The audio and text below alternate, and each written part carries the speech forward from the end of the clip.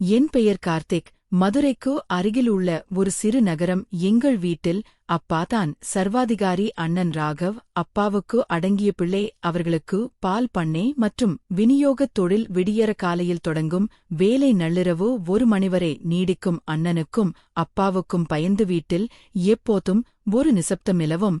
அண்ணனுக்கு திருமணமாகி 2 வருடங்கள் ஆகிறது. அவர் மனைவி மலர்வழி. நான் இப்போதுதான் கல்லூரி படிப்பை முடித்துவிட்டு வீட்டில் சும்மா இருக்கிறேன். அப்பா பலமுறை கடைக்கு வரும்படி அழைத்தும் எனக்கு அந்த தொழிலில் விருப்பமில்லை என்பதால் நண்பர்களுடன் ஊர் சுற்றுவதிலேயே பொழுதைக் கழிப்பேன். அப்பாவும் அண்ணனும் கடைக்கு சென்றுவிட்டால் அதுவரை சிறைச்சாலை போல இருந்த வீடு சட்டென ஒரு நந்தவனமாக மாறும். மலர்வழி அண்ணி தலைமுடி கற்றியே தளர்த்திவிட்டு சுதந்திரமாக தெரிவார். என் தங்கே கவிதாவும் அண்ணியும் அமர்ந்து டிவி பார்ப்பார்கள். ஒரு நாள் நண்பர்களை பார்க்க சென்றபோது யாரும் வீட்டில் இல்லை. அதனால் சீக்கிரமே வீடு திரும்பினேன். வாசலில் அண்ணியும் அம்மாவும் துணி துவைத்துக் கொண்டிருந்தனர். என்னை பார்த்ததும், அண்ணி, கார்த்திக், நல்ல வேலை வந்த இந்த துணிவாலியே மொட்டை மாடிக்கு கொண்டு வா, காயப்படலாம் என்றாள். ஈரமான உடையில் அண்ணி முன்னால் செல்ல நான் பின்னால் வாலியை சுமந்து சென்றேன். மாடியில் அண்ணி துடைகளைத் தர நான் கொடியில் விரித்தேன். அப்போது ஒரு கருப்பு நிற உள்ளாடையை நான் கையில் எடுக்க சட்டென திரும்பிய அண்ணி அதை பிடுங்கிக் கொண்டார். என்ன பார்க்கிறாய், வெட்கமே இல்லையா? போ, கீழே போய் மீதி துணிகளை எடுத்து வா என அதட்டினார். நான் மீண்டும் கீழே சென்று அம்மா தந்த வாலியுடன் மாடிக்கு வந்தேன். அண்ணி சுவருக்குப் பின்னால் நின்று கீழே இருக்கும் மைதானத்தை பார்த்து கொண்டிருந்தார். நான் மெல்ல அவர் பின்னால் சென்று எட்டி பார்த்தேன். அங்கே ஒரு கழுதை மேய்ந்து கொண்டிருந்தது. அதைத்தான் அவர் பார்த்து கொண்டிருந்தார். திடீரென திரும்பிய அவர் என் அருகாமையைக் கண்டு பதறிப்போய், என்ன செய்கிறாய் கார்த்திக்? இதையெல்லாம் உன் அண்ணனிடம் சொல்லட்டுமா என மிரட்டினார். நான் மன்னிப்பு கேட்டுவிட்டு தப்பினேன். ஆனாலும் அன்று முழுவதும் ஏதோ ஒரு குழப்பம் என் மனதில் ஓடிக்கொண்டே இருந்தது. மாலையில் அண்ணன் போன் செய்தார். மலர்விழியின் அப்பாவுக்கு உடல்நிலை சரியில்லை. அவளை அவசரமா அவள் ஊரான சேலத்திற்கு அழைத்து செல்ல வேண்டும். எனக்கு வேலை இருக்கிறது, நீ அவளை அழைத்துக் கொண்டு போ என்றார். ஏசி ஸ்லிப்பர் கோச்சில் 2 விருத்துக்கள் முன்பதிவு செய்ய சொன்னார். நான் முன்பதிவு செய்துவிட்டு திரும்பிய போது வீட்டில் யாருமில்லை. தங்கே கவிதா மட்டும் இருந்தாள். நான் என் அறைக்கு சென்று சோர்வாக அமர்ந்து உடலில் தைலம் தேய்த்து மசாஜ் செய்து கொண்டிருந்தேன். கதவை சாத்த மறந்துவிட்டேன். சட்டென கதவு திறக்க அண்ணி மலர்விழி அருகில் நின்றிருந்தார். டிக்கெட் உறுதியாகிவிட்டதா என கேட்டவர் என் கோலத்தை பார்த்துவிட்டு, இனிமேல் இப்படி தனியாக இருக்கும்போது கதவை தாழ்பால் போட பழகிக்கொள் என ஒரு விசித்திரமான பார்வையுடன் சொல்லிவிட்டு சென்றார். அன்று இரவு 1 மணி. மறுநாள் பயணம் என்பதால் துணிகளை அடுக்கி வைத்துக் கொண்டிருந்தேன்.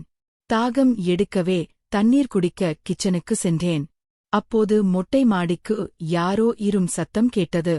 மெல்ல பின்னாடியே சென்றேன். இருட்டில் அண்ணி மலர்வழி யாரிடமோ போனில் பேசிக் கொண்டிருந்தார். எல்லாம் ரெடி, நாளைக்கு வந்துவிடுவேன் என அவர் பேசிய வார்த்தைகள் எனக்கு அதிர்ச்சியே தந்தன. கண்டிப்பான என் அண்ணனின் நிழலில் இருக்கும் அன்னைக்கு இப்படி ஒரு ரகசியமா? நான் சட்டனை கீழே இறங்கி வந்துவிட்டேன். சிறிது நேரத்தில் அவரும் கீழே வந்தார். என்னை அங்கே பார்த்ததும் பதறிப்போய், துணி காய்ந்துவிட்டதா என பார்க்கச் சென்றேன் என போய் சொன்னார். அவர் கண்களில் ஒருவித நடுக்கம் தெரிந்தது. மறுநாள் காலை நான் கிளம்பிக் கொண்டிருந்த போது தங்கே கவிதா ஓடிவந்தாள். அண்ணே, எனக்கும் உங்க கூட வரணும்னு ஆசைதான். ஆனா அப்பா விடமாட்டார். எனக்காக ஒரு உதவி செய்வீங்களா என கேட்டாள். அடுத்த சில மணி நேரங்களில் எல்லாம் மின்னல் வேகத்தில் நடந்தன. கவிதாவிற்கு புதிய மொபைல் வாங்கிக் கொடுத்தேன். அதை பார்த்ததும் அவள் அடைந்த மகிழ்ச்சிக்கு அளவே இல்லை. அண்ணி மலர்வழியும் தன் பைகளை தயார் செய்து வைத்திருந்தார். அண்ணன் ராகவ வண்டியில் எங்களை ரயில் நிலையத்திற்கு அழைத்து சென்றார். கார்த்திக், அண்ணியே ஜாக்கிரதையாக கூட்டிட்டு போ, வழியில் எங்கும் இறங்கிவிடாதே என்று அண்ணன் அறிவுரை கூறிவிட்டு விடை பெற்றார். ரயில் நகரத் தொடங்கியது. ரயில் பெட்டியில் நாங்கள் இருவரும் மட்டுமே இருந்தோம். அண்ணி மலர்விழி மெல்ல தன் மேலாடையை கலற்றி வைத்துவிட்டு வசதியாக அமர்ந்தார். அண்ணி, நேற்று இரவு நீங்கள் யாரிடம் போனில் பேசினீர்கள் என்று நான் தயக்கத்துடன் கேட்டேன். அவர் சிரித்துக்கொண்டே, எனக்கு தெரியும் கார்த்திக், நீ அதைக் கேட்பாய் என்று. அதை என் தோழி, திருமணத்திற்கு முன்பு நாங்கள் இப்படித்தான் மணிக்கணக்காகப் பேசிக்கொள்வோம். அவளுக்கு இன்னும் திருமணம் ஆகவில்லை. அவளுடைய இயக்கங்களைத் தீர்க்கத்தான் நான் பேசினேன். வேறு எந்த தப்பான எண்ணமும் எனக்கு இல்லை என்றார். அவர் பேச பேச அவர் மீதான பயம் மறைந்து ஒருவித நெருக்கம் உருவாவதை உணர்ந்தேன். ரயிலின் குழுக்களில் அவர் நிலை தடுமாறி என் மீது விழ அந்த வினாடி எங்கள் இருவருக்குள்ளும் ஒரு புதிய பிணைப்பு உருவானது. நீ என் குழுந்தன் மட்டுமல்ல, ஒரு நல்ல நண்பன் என்று அவர் என் கைகளை பற்றிக் கொண்டார். அடுத்த நாள் காலை சேலம் ரயில் நிலையத்தை அடைந்தோம். அங்கிருந்து வாடகை கார் பிடித்து அண்ணியின் வீட்டுக்கு சென்றோம். அது ஒரு பெரிய பண்ணை வீடு. அண்ணியின் தந்தை அந்த ஊரின் பெரிய செல்வந்தர். வீட்டிற்குள் நுழைந்ததும் அண்ணியின் அம்மா ஓடி வந்து மகளை கட்டித் தழுவிக்கொண்டார். என்னை பார்த்ததும், கார்த்திக் தம்பி, எப்படி இருக்கீங்க என்று வாஞ்சையுடன் வரவேற்றி என் நெற்றியில் முத்தமிட்டார். அண்ணியின் அம்மாவுக்கும் அண்ணிக்கும் இடையே பெரிய வயது வித்தியாசம் தெரியவில்லை. அவரும் அண்ணியைப் போலவே மிக அழகாக இருந்தார். முதலில் இருவரும் குளித்துவிட்டு வாருங்கள், பயண களைப்பு தீரட்டும். அதற்குள் நான் சாப்பாடு தயார் செய்கிறேன் என்றார் அவர் அம்மா. அண்ணியின் தந்தையைப் போய் பார்த்தோம். அவர் உடல்நிலை தேறி வந்தாலும் மகளைக் கண்டதும் அவர் முகம் மலர்ந்தது. சேலம் நகரில் அந்த பெரிய பண்ணை வீட்டில் அந்த பசுமையான சூழலில் அண்ணி மலர் வழியுடனான என் பயணம் ஒரு புதிய திசையை நோக்கி திரும்பப் போவதை நான் அப்போது உணரவில்லை. அண்ணியின் அம்மாவின் அந்த அதீத அன்பும் அண்ணி என்னிடம் காட்டிய அந்த ரகசிய பார்வையும் ஏதோ ஒரு பெரிய மாற்றத்தை உணர்த்தியது. குளித்து முடித்துவிட்டு வந்தபோது டைனிங் டேபிளில் சுட சுட சாப்பாடு தயாராக இருந்தது. அண்ணியின் அம்மா சாந்தி எங்களை அன்போடு அமர வைத்தார். அண்ணி மலர்விழி தன் பிறந்த வீட்டுக்கு வந்த சந்தோஷத்தில் துள்ளி குதித்துக் கொண்டிருந்தார். கார்த்திக், இங்கே பாரு, இதுதான் எங்க தோட்டம், அங்கதான் அந்த பெரிய கிணறு இருக்கு என்று அண்ணி ஜன்னல் வழியாக காட்டினார்.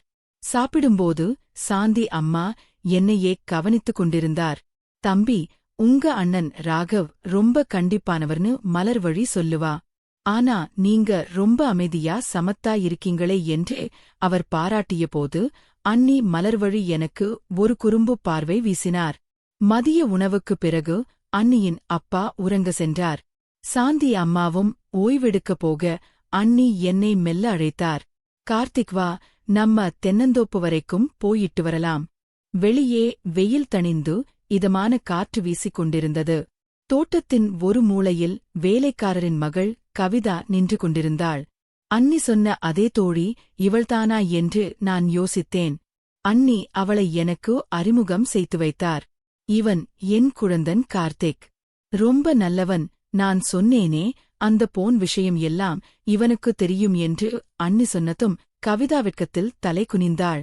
தோட்டத்தில் ஒரு மரத்தடியில் அமர்ந்திருந்தபோது அண்ணி மலர்விழி என்னிடம் மனம் விட்டு பேசினார். கார்த்திக், மதுரை வீட்டில் அப்பாவுக்கும் உன் அண்ணனுக்கும் பயந்து நான் மூச்சுவிடக்கூட முடியாமல் இருந்தேன். ஆனா இந்த ரயில் பயணமும் உன்னோட இந்த துணையும் எனக்கு புது தெம்பை கொடுத்திருக்கு. நம்ம 2 பேருக்கும் இடையில ஒரு ரகசியம் இருக்கு. அது அப்படியே இருக்கட்டும். நாம இனிமே வெறும் உறவினர்கள் மட்டுமே இல்ல, நெருக்கமான நண்பர்கள். சரியா? அவர் என் கையைத் தட்டி உறுதிமொழி வாங்கிக் கொண்டார். அந்த பண்ணை வீட்டின் தனிமையும் அண்ணியின் சுதந்திரமான போக்கும் எனக்குள் ஒரு மெல்லிய நடுக்கத்தையும் அதே சமயம் ஒரு புதிய உற்சாகத்தையும் தந்தது. அன்று இரவு மாடியில் இருந்த அறையில் நான் படித்திருந்தேன். ஜன்னல் வழியாக தோட்டத்து பூக்களின் வாசம் வந்து கொண்டிருந்தது. திடீரெனே என் அறை கதவு மெல்ல திறக்கப்பட்டது. உள்ளே வந்தது மலர்வழி அண்ணி. கார்த்திக், இன்னும் தூங்கலையா? எனக்கும் தூக்கம் வரல. அம்மாவும் அப்பாவும் கீழே இருக்காங்க. நாம வேணும்னா மொட்டை மாடிக்குப் போய் கொஞ்ச நேரம் நிலாவை பார்த்துட்டு பேசலாமா என்றார். அண்ணியின் குரலில் ஒருவித வசீகரம் இருந்தது. அந்த நள்ளிரவில் யாரும் இல்லாத அந்த பண்ணை வீட்டில் அன்னையும் நானும் மாடிக்கு சென்றோம்.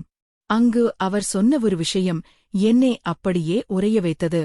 மொட்டை மாடியில் குளிர்ந்த காற்று வீசிக் கொண்டிருந்தது. அண்ணி மலர்விழி தூரத்து தென்னை மரங்களை வெறுத்தபடி பேசத் தொடங்கினார். கார்த்திக், உனக்கு ஒன்னு தெரியுமா? நான் ஏன் அந்த போன் விஷயத்தே உன்கிட்ட மறைக்காமல் சொன்னேன்னு. ஏன்னா இந்த குடும்பத்தில நிஜமான சந்தோஷம் யாருக்குமே இல்லே. உன் அண்ணன் ஒரு இயந்திரம் மாதிரி ஓடிக்கொண்டே இருக்கார். அப்பா அதிகாரத்திலேயே இருக்கார். ஆனா நீ மட்டும்தான் மத்தவங்க உணர்வுகளுக்கு மதிப்பு கொடுக்கிற ஆளா எனக்கு தெரிஞ்சவர் தொடர்ந்தார்.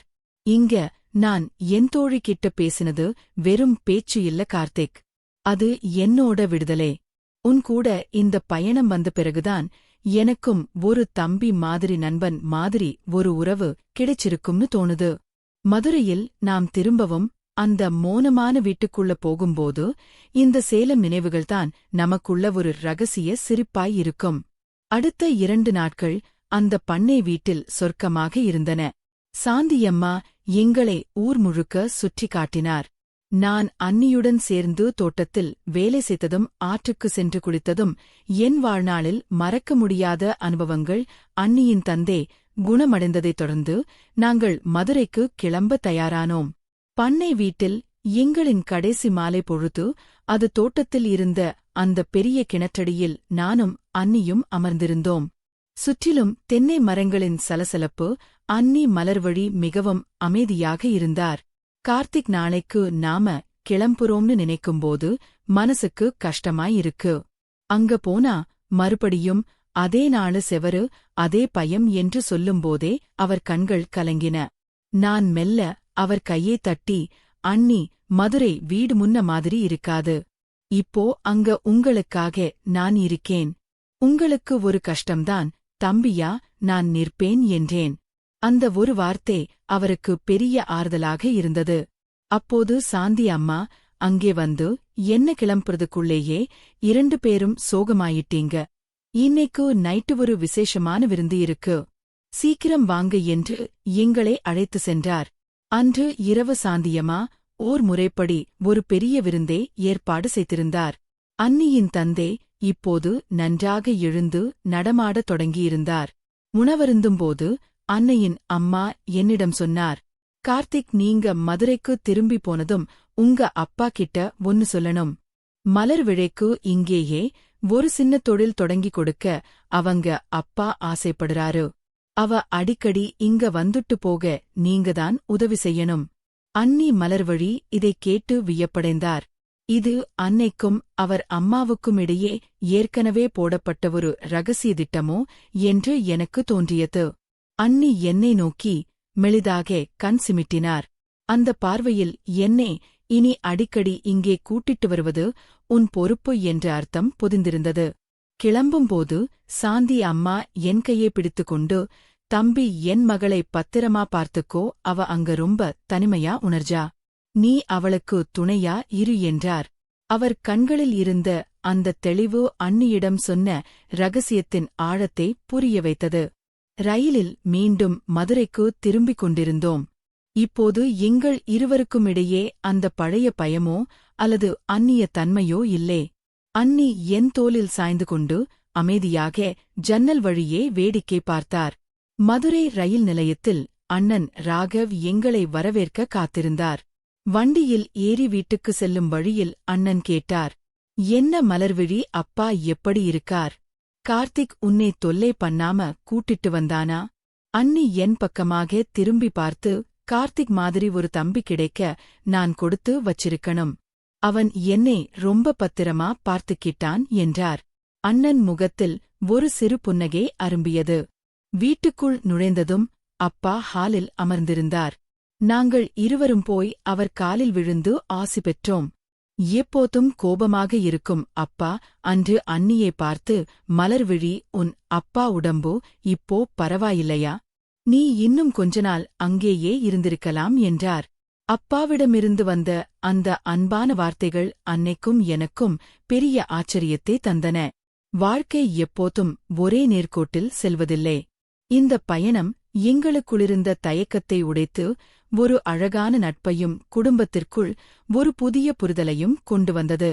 அண்ணி மலர்விழைக்கு இப்போது நான் ஒரு தம்பி மட்டுமல்ல, ஒரு சிறந்த தோழனாகவும் மாறிவிட்டேன். மதுரை வீட்டின் அந்த சுவர்களுக்குள் இப்போது பழைய பயமில்லை. மாறாக ஒரு ரகசியமான அழகான மகிழ்ச்சி குடிக்கொண்டிருந்தது. கண்டிப்பான அந்த வீட்டின் சட்டதிட்டங்களுக்கு நடுவே யாருக்கும் தெரியாமல் பூத்த ஒரு சிறிய செடியே போல எங்கள் நட்போ துளிர்விடத் தொடங்கியது. வாழ்க்கை பயணம் எத்தனையோ திருப்பங்களைக் கொண்டது. அதில் அன்னி மலர் வழியுடன் நான் மேற்கொண்ட இந்த பயணம் என் பார்வையை முற்றிலும் மாற்றிவிட்டது. இது போன்ற கதைகளை தொடர்ச்சியாக கேட்க லைக் பண்ணுங்க, ஷேர் பண்ணுங்க, கமெண்ட் பண்ணுங்க, மறந்துவிடாமல் சப்ஸ்கிரைப் பண்ணுங்க.